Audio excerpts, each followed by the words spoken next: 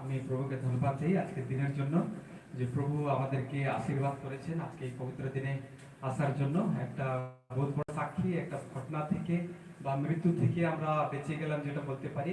শুক্রবার দিন আমরা চিন্তা করলাম যে আমরা খড়গপুর যাব, আর যখন আমরা তালবিচার কাছে পৌঁছেছি তো দেখতে দেখি আমার গাড়িতে তেল নাই, তো কম তেল আছে। তো আমি ভাবলাম যে ঠিক আছে ডিভিসি যাবো, আইটির পিছনে যে পেট্রোল পাম্প আছে, আর সে পেট্রোল পাম্প থেকে আমরা পেট্রোল নিব। তো আমি সেখানে 300 টাকার পেট্রোল নিলাম। আর যখন রিটার্ন ব্যাক আমরা আসছি সে আইটি বাইপাসের কাছে, তো সেখানে দেখবেন একটা মন্দির আছে, মন্দিরের কাছে একটা চক মতন রয়েছে। তো সেখানে আমি দূর থেকে দেখতে পাচ্ছি যে একটা অটো রয়েছে, যেখান থেকে কিছু প্যাসেঞ্জার গুলি নামছে। ওর পিছনে একটা 4 হুইলার রয়েছে, আর ওর পিছনে একটা বাইক অ্যাক্টিভা কিছু ছিল, আমি সেটা দেখিনি, কিন্তু দুটো গাড়িকে আমরা দেখলাম। তো আমরা ঠিক নিজের রাস্তাতে যাচ্ছি, আর যাচ্ছি আমি তো ওই 30-35 কিলোমিটার পার আওয়ার হবে স্পিড।